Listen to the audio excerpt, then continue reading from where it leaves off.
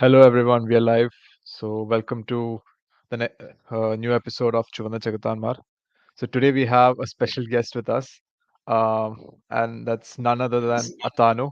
Atanu is one of my dearest friends. I mean, he is the friend. So we discuss Manchester United together, especially United Women's, and a lot of other things. And we worked together at United Journal as well. So that way I know him really well. So welcome, Atanu. So tell us what all for which all publications you do your works for, and when it comes to United Women's, I think you do work for only one United. When it comes to broadcasting videos, especially the match day previews and the reviews. So, how is it so far this season? Are you enjoying it? Hi, Alan. Thanks for having me. Hi, Krish. Yeah, I'm Atanu, and yeah, I've known Alan for 2 years now, and we've talked so much about United Women's Team. So, like Alan mentioned, we started with United Journal. Like that was the first time that we came to know about each other. So, I used to write for United Journal, and presently we are in the process of revamping our website. So that's why we haven't been publishing many articles, but it'll be coming soon. And other than that, I'd say I write for Pixstory, and like Alan mentioned, I contribute to Only One United, which is basically a channel which we have dedicated to the women's team because uh, in like we see many big channels say that we do men's football and we do women's football. So we want to revamp it and say that we do women's football. Like our primary content is women's football and basically United Women's Team. So that is basically our USP. It's going well. Today also I'll be going live after the match because we have a semi-final today, the FA Cup semi-final. But yeah, Alan and I thought, okay, we'll do something on United for Malayalam, and it's good to be here. I'm so sorry, I don't know the language, so this podcast is in English. Yeah, that's completely fine because we wanted to give a good introduction to all our community members because recently we had this conversation about doing more content on women's football, and we had a very good discussion, a healthy debate inside our community. So um, I was wondering, so the first person that I need to bring into our channel is definitely Atanu because the amount of knowledge he has about women's football is something else. So because if there's some issue or the other, first person that I approach is you when it comes to news or any kinds of issues that's taking place within the teams. So, how are you, Krish? How's it going? Enjoying IPL and work and all at home? Yeah. The work is bit hectic, but today bit enjoying the matches, both football and IPL simultaneously going on. So yeah, it's. I have to say, Abanu, like uh, I'm not a avid follower of what Manchester United woman is doing. I tried to follow it last time around, but what really I'm a bit superstitious. So what really happened is whenever I watched a match in that FA player, they started losing. So I thought like okay, check it, let them play. Why bother? So uh, I stopped watching it after last year. Then I didn't do this year because there was a coach change and it actually liked the previous coach. Uh, so I didn't, but then again, like I know that they are currently sitting top of the table, um, and I do follow the uh, what's the score line and the table. Um, so again, I wanted to, but I don't want to jinx it, so I haven't watched a match yet. So, and I know that I have seen the fixtures and they have Arsenal to come and City to come. So I know that it's a bit difficult to probably hold on to that top spot, uh, but still really good season. Um, I have only one question. Like as I said, I have only one question. Why we are not signing Russo on a like long term contract? That's the only one question I have. Rest I think Alan will take care of. Yeah, we can get to that. I'd say uh, there are various factors that are that are behind Russo not signing a contract yet. Mainly because we don't know whether we'll be in the top three or not at the end of the season. Because to play Champions League football, we need to be in the top three in the WSL. So presently, like, there's a lot of competition right now. So that is why we won't be like, there's a lot of competition within the top three. You can see that there is a high chance that all the four teams finish in the same number of points, and it might come down to the goal difference. So that is why I feel that, she, like, every player, I'd say, even the Athletic mentioned it a few months back, that Ona Bhatia, Alessia Russo, and Mariups would wait until after we get a, confirmation that we will be playing Champions League football next season. So that is a huge incentive for players as well to stay, because Russo has already won the Euros and she's doing so well for the club. So, there are many clubs that want her, like many big clubs: Barcelona, Lyon, Arsenal, Chelsea. So she knows that she can play Champions League football, whether it will be with United or not. That is something that we'll have to come, like, after the season ends, we'll only decide. Yeah, but I think before coming to the Russo's question, we'll definitely go through the history, the background. I think once we move through all these points, we'll get a better clarity on why contract talks are, getting delayed, and all the other information behind the scenes. So yeah, first off, so this episode we are mainly focusing on the history aspects of the women's team project. Like, it was called Manchester United Ladies, if I'm not wrong, initially, and then it was disbanded, and it was reintroduced again. So a lot of things took place before what we are seeing right now in front of us every weekend. So, let's start off with the history. So, Atanu, how did you start following Manchester United women in general? I know Twitter as a whole, they have a good community. People like Natalie, and even Only One United, they're doing a lot of good content for Manchester United women's in general. So, but initially, fans were just coming up. They were definitely there. The match going fans were definitely there. But then, how did you get, you know, uh, get into that circle of interest when it, because initial stages, I think the visibility wasn't there, but then as it moved forward when the team started performing really well, and within a few games, people started recognizing the team. So, how did you come into uh, all the games and started following them regularly? Yeah, so basically, I knew that we were forming a United team back when Mourinho was in charge, because I think it was announced in 2017. So I was like, okay, this is something new. And initially, I was like, okay, I'll start watching women's football. I had never watched women's football, honestly, but they formed the team. I started looking on Wikipedia which players we were signing and everything.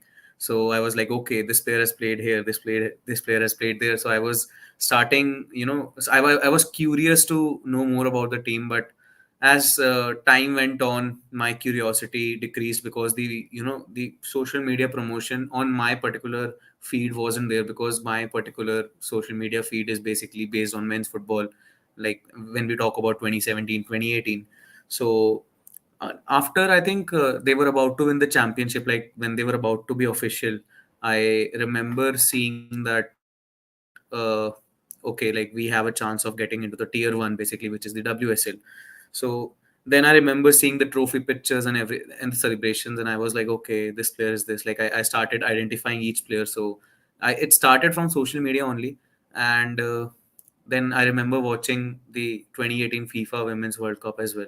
Or was it 2019? I don't remember. But I started watching United women's game in, I'd say, lockdown, around 2020. I think I missed a few games, initial few games, and I remember my first game was West Ham versus United, and which was basically at West Ham's home. So I remember Kristen Press and Tobin Heath scoring their first goals for United, because they were the big names who had come up that season. They were the World Cup winners, they were the Olympic champions, and when United signed those two players, it was a statement to the world that we are not to be taken lightly. So them scoring their first goals in the first game that I watched, I thought, okay, I'm the lucky charm. And Russo also scored a brace in that game. So yeah, I think it started from there, and ever since that, I've hardly missed any games.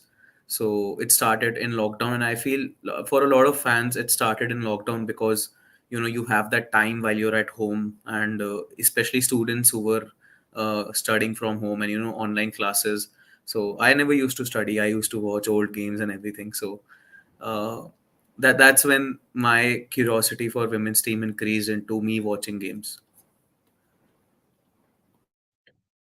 Yeah, absolutely. I think uh, for me personally, I think coming into women's football is when um, you started doing content on Twitter, or when Natalie started posting videos and the chants for players like Ona Battier and Alessia Russo. So that's how I started recognizing the team. That's when I started watching the games as well, and then having FA player is something else. You get to watch the game live. You just need to register, and it's very easy to watch most of the games. And then later on, I remember both of us, we covered the Devs game, like we were watching it, and that was also a good thing. I think last year, right? The previous year it was, um, and a lot of good things are happening right now to the team. So, like for the viewers who are watching, so most of them might have not even watched women's football.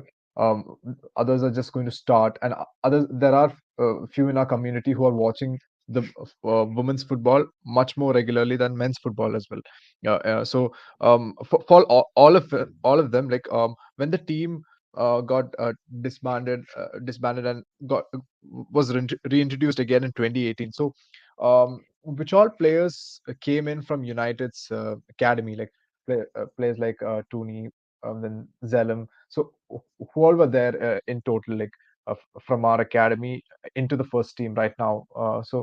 Um, and how did we manage to sign all these players from different places, especially from the domestic clubs, and then we scouted few good players. I think I remember when Ona Battier came in. So how did you see that team coming up? Who was the brain behind the formation of a reintroduced team? Because it's never easy for a newly upcoming side to get promotion the first season and then start hitting the ground and setting targets, like getting into the Champions League. And even if we haven't been able to qualify uh, into the women's Champions League, we still are trying every year to get into that top three position. So how did it all start? Who was who was the one who set light or ignited the start for the club? I'd say John Murto, who's the president director of football, he played a major role. I think he worked alongside Casey Stoney. This wasn't ever official, but we all, like, everybody knew that John was helping Casey with the recruitment. And I'd say, getting Casey Stoney as the manager was quite good. I think this was her first managerial job where she was handling it alone. Before that, I remember that she was with Phil Neville for the England side. She was an assistant coach under Phil Neville, if I'm not wrong. So this was the first time, like this was a debut managerial stint, and everybody, not everybody, like this is what I would think, that she might have faced some issues, but having been a legend of the game, having played in the league, having made a name for herself, I'd say players respected her, and she had that vision for the club, which was quite visible in the 3 seasons that she was here as the United manager. And I'd say, if you ask me who was the driving force behind such a good recruitment, I'd say it was Casey Stoney, because her talent ID was top notch. You could see how she, how she ensured that we signed Jackie Gronin, how we signed Wilde Borisa, even though Wilde Borisa was signed after she left. But that in that summer, all the signings that were made were on the recommendation of Casey Stoney, because she used to plan one step ahead, and she had already planned the summer recruitment. So players like Onabate and Haley Ladd. So you could see that these players are still a part of our team. So you can see the longevity that she, like the long term vision that she had. You recruited, like if you look in the league, or if you look for England players who are playing with us, Leah Galton was very very very good. She doesn't play for England team because it's her own decision. uh, Sorry, it's her own decision. And that, you know, she like, this is a controversial topic for many people, that why doesn't she play, but I feel that, Leah Golden wants to play club football, so she should be able to play club football only. So she's a major part of our team, I'd say. If you want to compare it, I'd say she's the Marcus Rashford of our team, because of the way she's also a left winger. uh, then we have Millie Turner, we have Maya Letizia right now, but from that era, I'd say Millie Turner, Leah Golton, Katie Zellem, Ella Tooney. Uh, there were a lot of other players as well, but in 2019 or after the lockdown, many of them left, like which was the core of our championship season. But other than that, I'd say these three names: Millie Turner, Katie Zellem, Ella Toon, and Leah Golton, who were at the forefront of that championship winning side and are still a part of our club. And coming to the academy graduates, I'd say right now in the team, like from the beginning, Millie Turner's been there, like the same names: Millie Turner, Katie Zellem, Emily Ramsey as well, who's on loan at Everton right now. She's a wonderful keeper. Uh, I'd say Alessia Russo wasn't a part of her academy, but she's been a United fan. So whenever her childhood pictures come up, I often tend to, get confused and say she was a part of her academy, but she wasn't. Uh, and other than these players, there are some other players as well, like this player Izzy Christensen, because before the team was reformed in 2018, we had a women's academy. Like even after the team was disbanded, it was the senior team that got disbanded. We were having a good RTC, which is basically the regional talent center, where you train under 16 players. So we had a good RTC for our for girls, and we had a good women's academy. We still have a very good women's academy. So Izzy Christensen is a name which often comes up. I think she's often been, a commentator for Sky Sports for men's games for World Cup even, and she's currently a player with Everton, and she's a veteran now, I'd say, but she's still a very good player, and she was a part of, basically she was an academy graduate of United, and Katie Zellem as well. She's played at Juventus, and right now she's the captain. Ella Toon, and Ella Toon has won the European Championship, which is a huge thing. So the academy is doing well, and these are the names that I'd say, like if you ask me who are the academy graduates who are doing well right now, these are the names that I would give. And Rambo is the one who I feel can play a big part, but right now she's at loan at Everton. But if there is a hypothetical situation where she comes back, I'd say she can be a very good understudy to marry up for the coming years, and after that she can easily get transitioned into the team as the number one goalkeeper. Uh, yes, absolutely. I think that was well answered. And so, yeah, Krishnan, you have a question, yeah. Yeah, no, it's thanks for giving me up. Like I always think that LSA Russo was a academy, United Academy product because, as you said, again, whenever we saw her pictures and everything, it is from her childhood and it's always United supporting. So I thought why even Alan is not mentioning Russo in that academy players thing. So. mm, and another thing you mentioned is like it's up to the players' decision that they should feature on it. I wish Rashford made the same decision as because for me I don't care about England, but I do care about United. So it's up to them whether to represent the national team or not.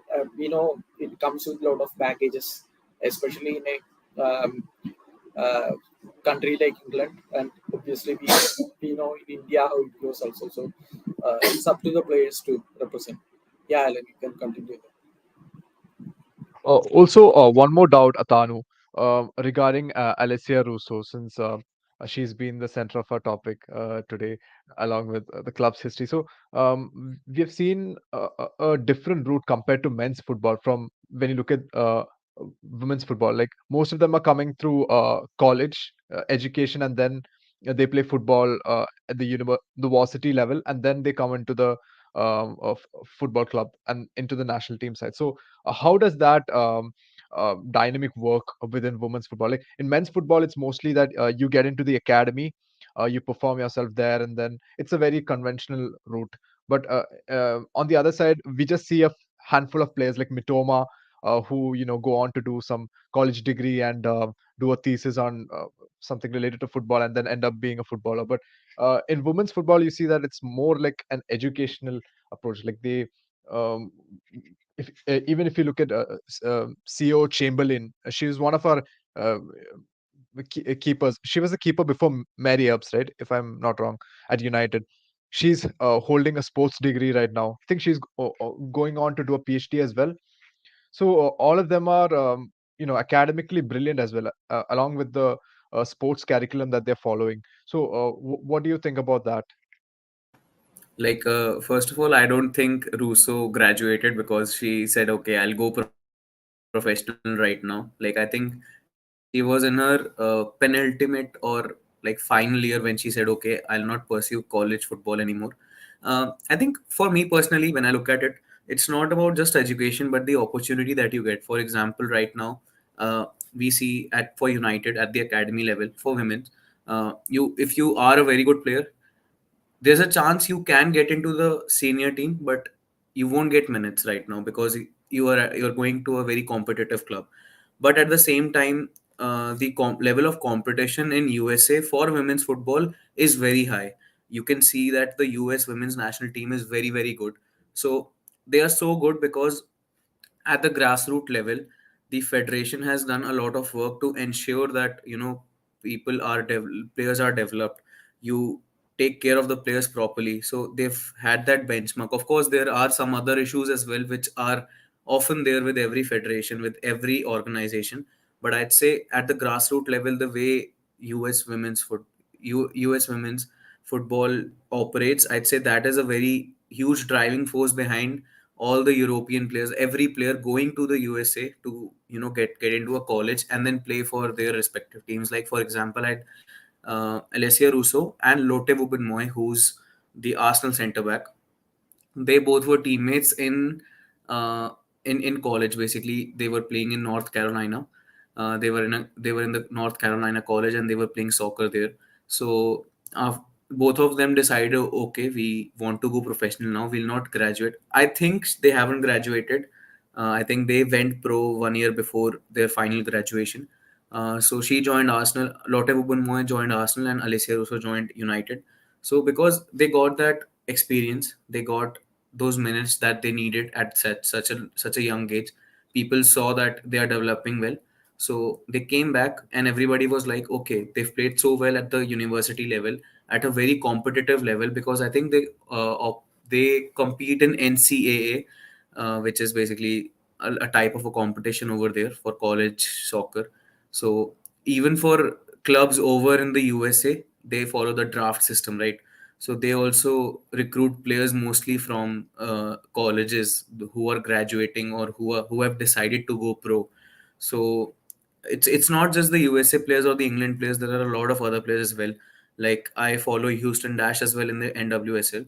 So in that you can see that there are a few Mexican players who joined US colleges, played for their soccer teams or varsity teams, and then they went pro and got drafted into respective teams. So you know at the grassroots level, at the college level, the competition is there, so you can get minutes there. You can go and showcase your talent.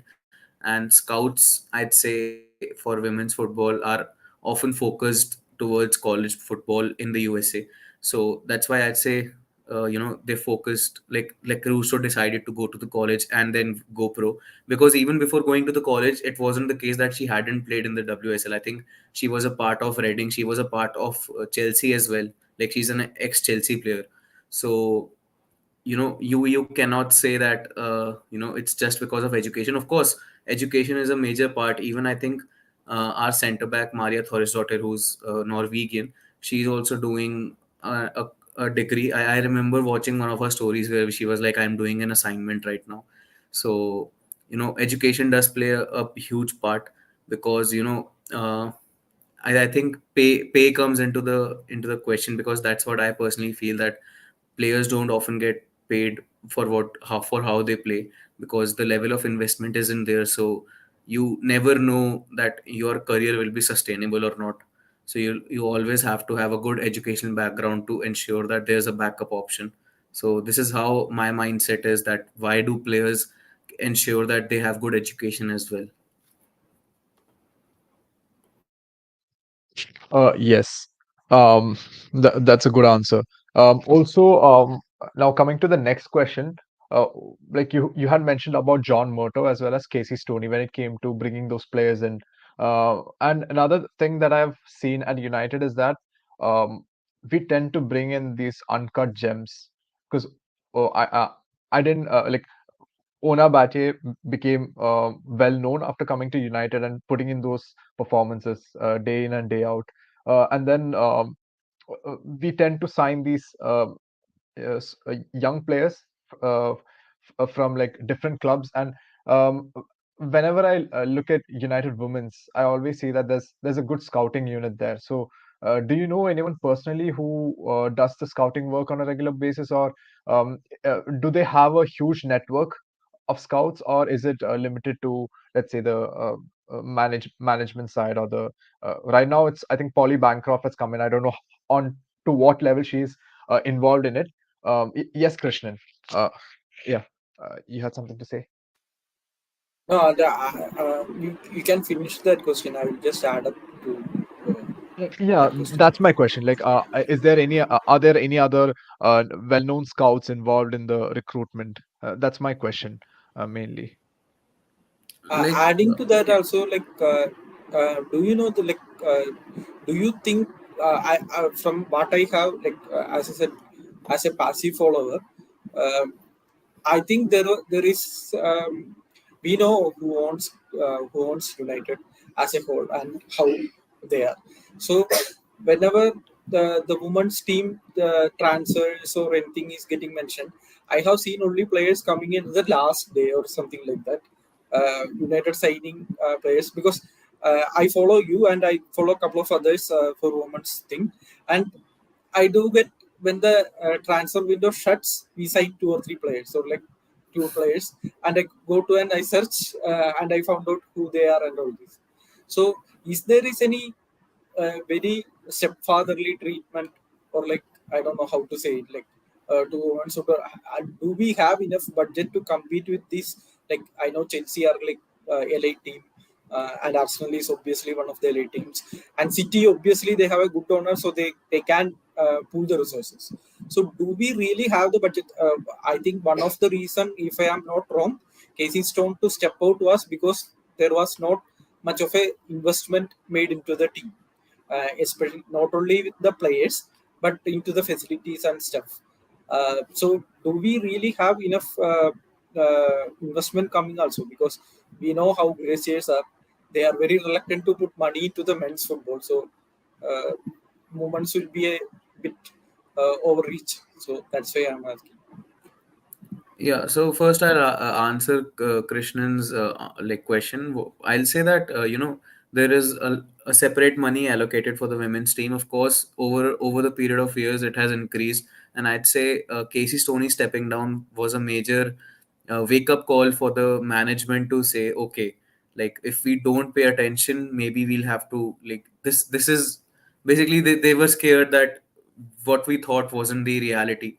So the investment has increased, no doubt, and I'd say uh, fi- I don't remember the exact ranking, but somebody did mention that we have the fifth most largest budget in the WSL, which I'd say is a lot less considering we are Manchester United. And fifth largest is basically that, okay, Chelsea, Arsenal, City, fine. Why aren't we the fourth? So I look at it from that perspective. And in terms of profits that we get, in terms of what to, like, I'm not able to remember the exact key term what we say, uh, profit basically. So I think we are the second. Ra- Revenue coming in. Yeah, revenue, yeah. I think United have the second best revenue in terms of women's football. There was a Forbes list that came out, so I think we were second after Barcelona. So of course the team is marketable. There is a lot of hype for United women's team, but overall I'd say the reason behind us prolonging the deals, us announcing the deals a little later, is something which we can see in the men's football as well, which was quite visible for the United men's team in 2020, like the summer window of 2020. But yeah, of course, sometimes even I as a fan feel that we aren't proactive when it comes to the women's team. We are only reactive, that when fans put pressure, that why aren't we signing players, or we put pressure We are and not we proactive in men's football also. That's understandable. yeah, yeah. But like I don't see any reason why personally obviously there is this thinking amongst everybody of us that you, women's team is just is a second like whenever we talk about United, the Glazers will first of all focus on men's team, then the men's academy, and then the women's senior team. So we are just an afterthought. That's what from their actions that are visible. Of course, they'll put out various things about how we are developing a new stadium, we are developing a new training ground for the women's team, but in reality, that isn't the case. So that is why I'd say that we are an afterthought, and maybe sometimes the reason behind United making these late deals is because we aren't proactive enough, which is also the case with the men's team. So there's nothing new with United, at Yeah, least with yeah, this with this aspect. United are impartial with the men's and women's team, that they are reactive with both men's and women's team. So like that this is yeah. something which is the legacy of Glazers, that they'll not do the right thing. But coming to Alan's question, yeah, you're the first person who said that we have a good scouting network. I'd say uh, overall, or what we feel is that the scouting isn't good enough, because these Scandinavian nations like Norway, Sweden, Denmark, there is a lot of good players over there, but we haven't scouted enough that uh, you know we see, like for example, you remember JRK, Johanna Keiting, like we talked so much about that player. We talked so much about Stina Blackstenius. Of course, like they are currently struggling at the at Chelsea. JRK isn't getting the minutes that she could have gotten at United. Stina Blackstenius's form isn't good, but you know overall I'd say it's mostly that the hype of signing players comes from the fans side. Whenever we see someone, okay, they are playing well, we'll start the agenda that okay, JRK to United, Blackstone is to United. So it's mostly fan driven, more rather than scouting. That is what I feel. Maybe they are scouting. And here another issue arises, that with men's football, for example, we'll see briefs.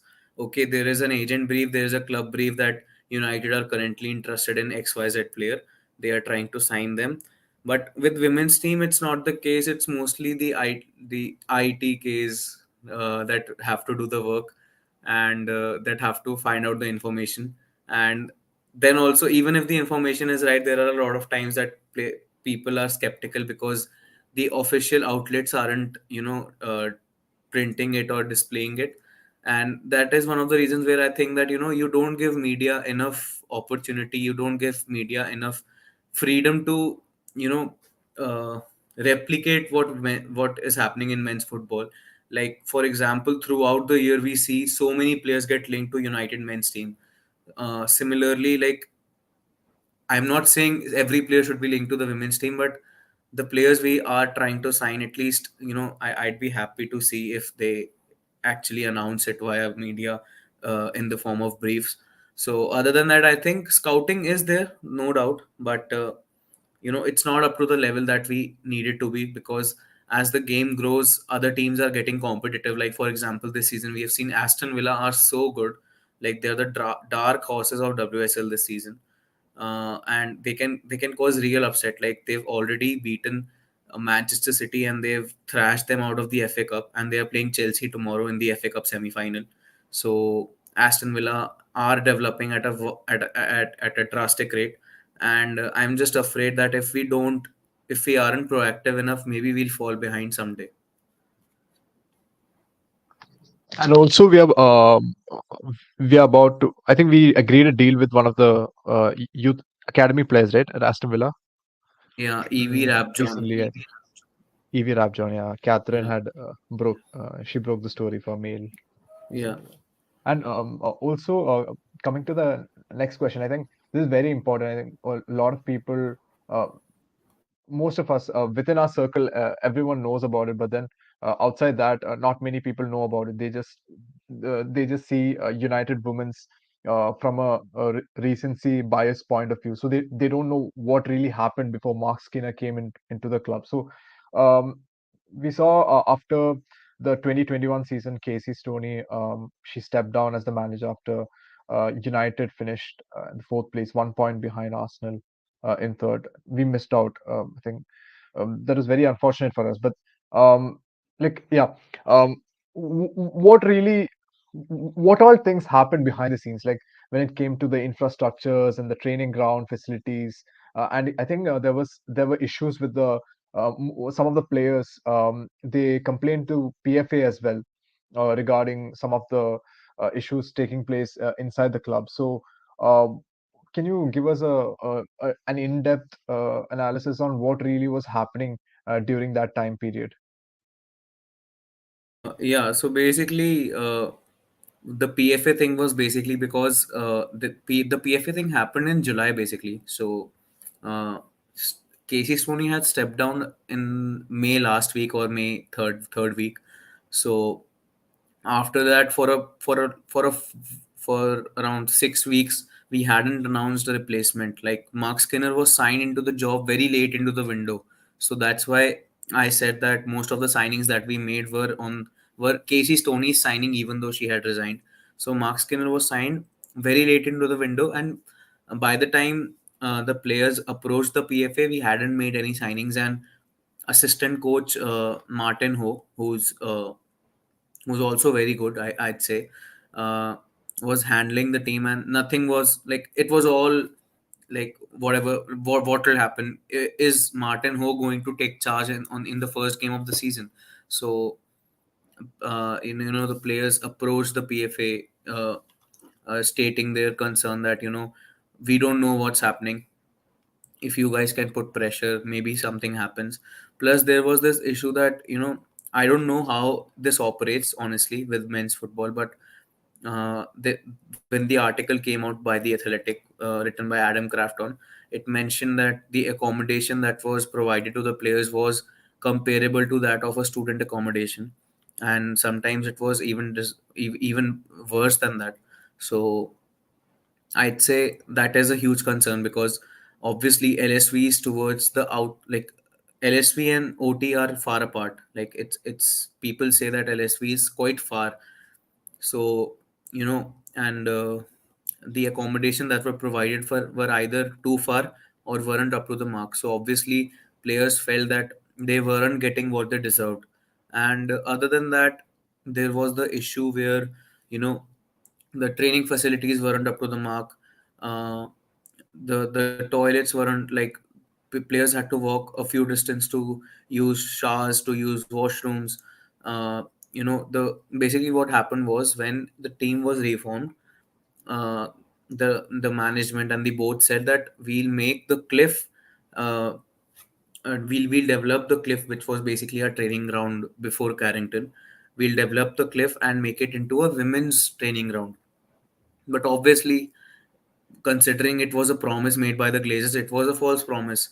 So right now, if you look at the cliff, it's basically, it hasn't been taken care of, and it's about like, I don't know why it hasn't been taken care of, but it looks very bad. That's what people from Manchester say, that even though Glazers said that they'll take care of the cliff and make sure that they develop it into a training ground for the women's team, they did nothing.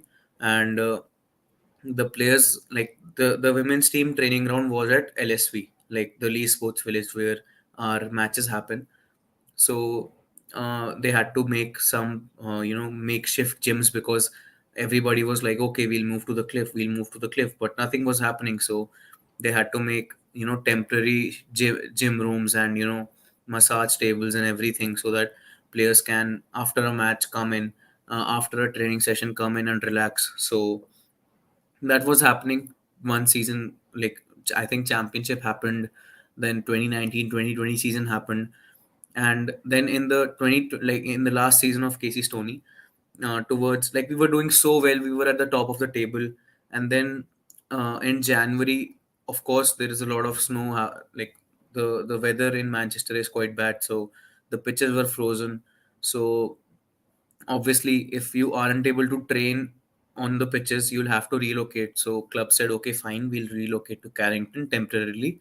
So they basically handed some porta cabins, like temporary shelters, temporary cabins. They allotted it to the women's team and said, this can be used as your changing room. You'll have to walk a certain distance to use showers, to use washrooms. So basically, they were being treated as refugees. They were being treated as an afterthought, like I mentioned. So this is something which, when I was reading that article, it was like my stomach was in knots, and I was like, did this really happen? And that was a major reason why Casey Stoney resigned, because, you know, after a while, you can maybe tolerate it for a month, you can tolerate it for a few weeks, but after a while, if changes aren't being made, of course you'll get frustrated, and somebody has to do something, somebody has to take a stand. And Casey did that. uh, I don't know, maybe like there might be other reasons as well, but the timing of all this hinted towards the fact that it was the infrastructure, it was the level of investment that was being put into the team, which was a major driving force behind Casey leaving. Yeah, that was very well explained. You covered in depth, I think, the chain of events that led to her resignation and the aftermath. All these things were well described. Also, one question that I wanted to ask you immediately after this one is, there were people behind the hierarchy other than the Glazers, who are taking care of the operations, the running of the club, the finances. So, how much has it changed compared to what it was during Casey Stoney's period to what it is now under Mark Skinner? Like, who all are the main, the core members or the decision makers when it comes to the operations? Right now, Polly Bancroft has come in from Brighton, but then how much of an involvement she has on the team, we are not aware of that yet. Maybe we might only get to know after a few more months. Maybe after that, we might see some articles from Athletic or some other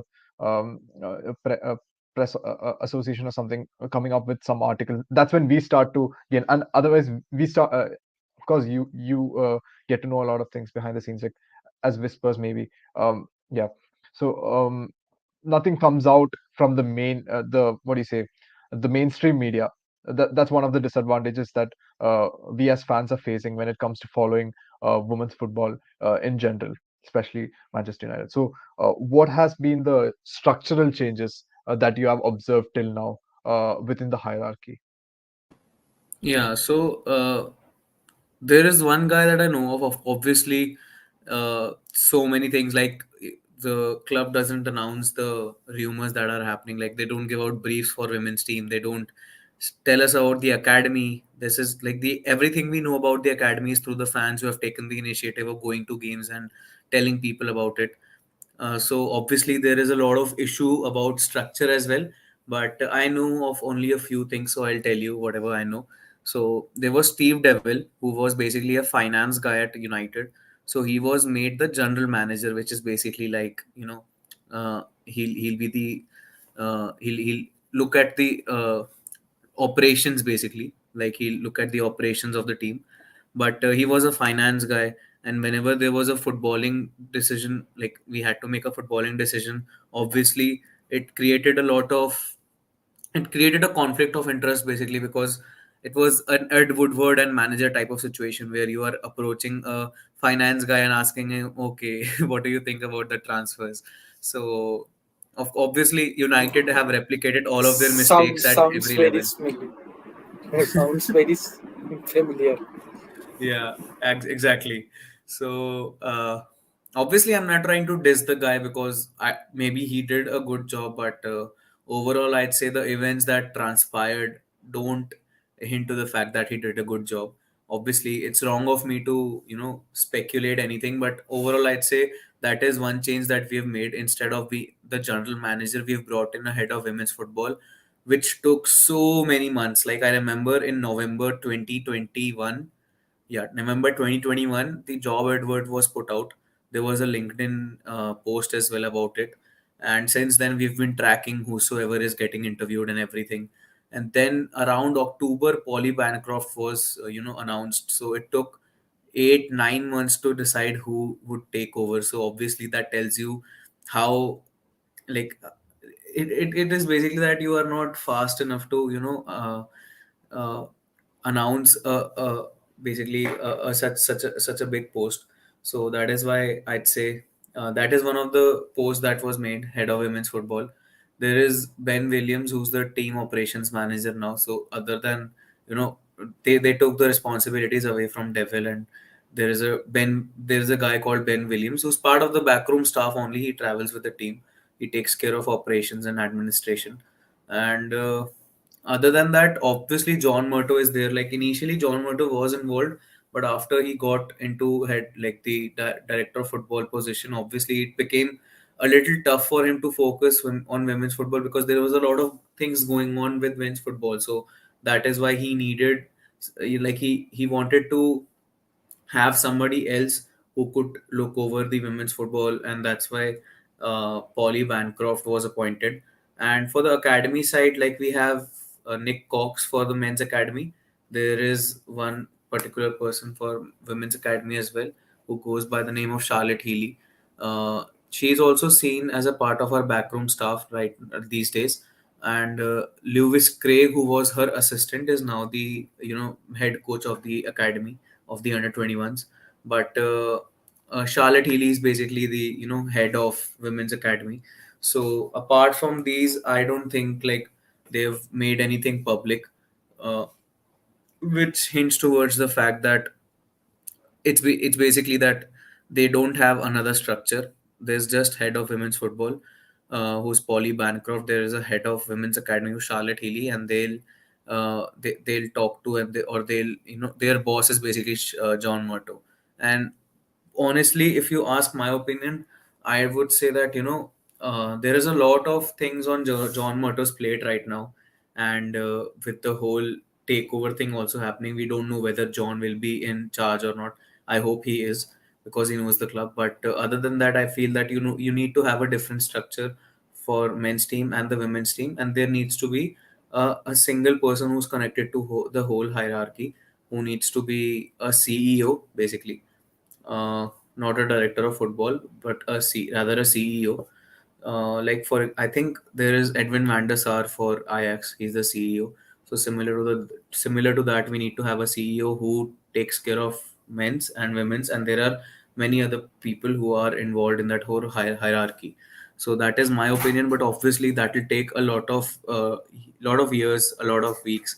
So considering that the head of women's football appointment was made 8, 9 months, like it took 8, 9 months for it to happen, it hints towards the fact that this will at least take a decade for United Women to have a separate structure.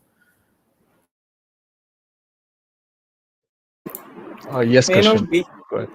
may not be. If glaciers sell up, then it may not be. Uh, we'll have to see. One thing I do want to ask, like you said that there are various infrastructure problems that they faced last time around. So has after Casey's resignation, has anything has improved regarding that? So, I know that they played a game in Old Trafford and all, but apart from that, whether the infrastructure thing has improved or not, because glaciers are very much reluctant to invest in infrastructure. That we know. So, has anything improved from that area? Sorry, I'd say with regards to infrastructure, obviously there have been plans that have been put. We play at Old Trafford occasionally, and whenever there's a men's international break. And right now, I'm fine with it because, at LSV, which I think holds 8,000 or 9,000 people, first we need to sell out LSV. After that, we can start looking at a bigger stadium. We can start looking at hosting at Old Trafford more frequently.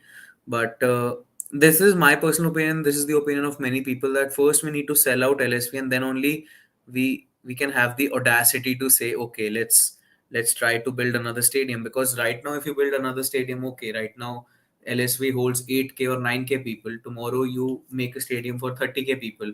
But if you're only getting 6K, 7K fans, if you're only getting on an average 4K attendances, then there's like, I personally feel that first we need to sell out LSV, and then only we need to look at developing the stadium or looking at another stadium. Training ground, No, yes, we need to have a good yeah, training system. yeah. I was asking You you were about talking the about training training ground only. and yeah. Okay. Yeah. Uh, right now we are at Carrington, but they are saying that they are making a new complex within Carrington for the women's team and then for the academy. So right now, I think I'd say we do have pitches that are allocated to us. The infrastructure in Carrington for the women's team has developed from the time that the article came out, the athletic article, but still it's not up to the mark. Still many, like, there's room for improvement. uh, like, at the infrastructure level, a few weeks of, like, after Polly Bancroft was appointed the head of women's football, she gave an interview for the BBC radio, in which she mentioned that, we are planning to have a new complex. So a few days back, I think somebody mentioned it in their piece. I think it was Laurie who mentioned it, that, within Carrington they are uh, developing a new complex for the women's senior team and for men's academy. So maybe Polly was hinting towards this development only. So this is the only development in terms of infrastructure. I don't think the cliff plan would work out, because they've neglected the cliff for so long that it's become uninhabitable right now, and it'll take them, like, it'll take more money out of their own pockets to ensure that it becomes habitable back. So that's why I'd say this plan of, making a new complex within Carrington for women's team is a good plan, and it holds with the motto that United have initiated under Glazer's all red all equal, even if they don't follow it on multiple occasions. But okay, that's just a motto. That's just a PR stunt. Think, yeah, as we mentioned in the first, uh, in the introduction of the episode, like we'll be having different segments for our women's teams. In the next episode, we'll be discussing about Mark Skinner's team. So, final question. I know, Tanu, like uh, we have the semi-final coming up, the FA Cup semi-final against Brighton today. It's next 30 minutes, so we'll wind up soon. So, just final question. Um, I think one coaching staff that I've seen, like people praising, especially from the women's football community, is Charlotte Healy. So how much of an influence does she have in this side right now when it comes to coaching, as well as bringing in players from the devs into the first team? How much of a popular figure is she inside the club? I think after we got the promotion to WSL, we planned to have a under 21s team. So we always have had like a team till the under 16s, but after that you graduate women's academy, and then you'll have to play for another academy, or you'll have to play for a senior team depending on how talented you are. But I think Casey Stoney brought up the idea that we need to have an under 21s team as well. So she pitched it to the management, and they said, okay, let's start a women's under 21s academy and basically have a proper academy right now, so that we can transition young players into the first team. So she approached Charlotte Healy. I think Charlotte Healy was she was a part of the coaching staff or she was a part of Liverpool Academy, Liverpool Women's Academy, when Casey Stoney was playing there in the senior team. So they knew each other from back then. So when Casey Stoney became the manager, she had won the championship with United. She approached Charlotte Healy and she became the women's head. So ever since that, we've already seen there have been so many good players that have come out of the academy. Obviously, their integration into the senior team, into the United senior team, hasn't been up to the mark. Which I'd say it. United are very competitive, the senior team, and with so much pressure from the fans' side and from the both side as well, that you need to be into the top three. Obviously, integration of young players into the team will be looked at as a secondary aim rather than a primary aim. So that is why we've seen that not many players have transitioned into the senior team. But other than that, I feel Charlotte Healy's impact on the women's academy and overall the players who are playing in the academy, it's fantastic. And we won the we won two trophies for women from women's academy side last season. Like, I know a lot of people think that last season only the men's academy won the FA Cup Youth Final, but in reality, women's academy won two trophies. They won their own league and they won their league cup basically. So two trophies. You can say three trophies if you add the division thing in the league, but we'll take two trophies only. Uh, and Charlotte Healy overall, many players who have graduated from the academy this season or the season before, they've always mentioned how Charlotte Healy has been a driving force behind them playing well day by day. We've seen Safia Middleton Patel, who's from an Indian origin. She made her Wales debut. She's been a consistent part of the Wales senior team. Her teammate from the academy, Carrie Jones, who's presently on loan at Leicester City, she's also a consistent member of the Wales national team. So these players in general, I think, have benefited a lot from having Charlotte Healy as their as basically a mentor, as a teacher at the academy level, and they've benefited a lot. And I'd say even some England players as well, like for example upcoming Alicia Ahern. There's an upcoming player called Alicia Ahern who's playing very good. She's a winger and she's presently at Burnley on loan. So she's playing really well for Burnley, and I think Burnley are first or second in their league. And Ahern has scored a lot of goals for them this season. So very good upcoming players who've all been groomed into the role under the guidance of Charlotte Healy. So obviously, uh, my me saying some things about Charlotte Healy won't make a difference because it won't do justice to how important she is. And lately, we've been seeing her in the dugout as well, for the senior team. Like, she's a part of the senior team right now, senior team's coaching staff. So she's still the head coach. Like, she's still the head of women's academy, but coaching the under 21s, that's being done by Lewis Craig. That's what I've been told basically. That's good information. Yeah. So overall, I think we'll discuss more about Safia as well in the up next episode. It's a proud moment for us Indians, seeing a player of Indian origin at Manchester United, and that too within the women's team. So yeah, and I think Ahern scored in the finals, I guess, the cup finals. Yeah, I also I don't remember because the score line was quite big, but It was huge, yeah. yeah, Ahern did score. I think, yeah, she scored a goal. Hmm. Yeah. And then there's Carrie Jones, right? Another player on the Carrie Jones. Who's the right back? I forgot. There's a right Jess Simpson. Jess Simpson. One of the Yeah. players she's playing for Hibernian right now, Poppy, right? Oh, Poppy Poppy Lawson. Yeah, Lawson. she She was the left center the back. club. Yeah, she was the captain of the academy. Okay. Yeah. Yes. So it was great having you into our channel. Your channel debut, Atanu, into United Pod Malayalam. So Yeah. it's yeah, really happy to have you once more and many more times to discuss women's football in general.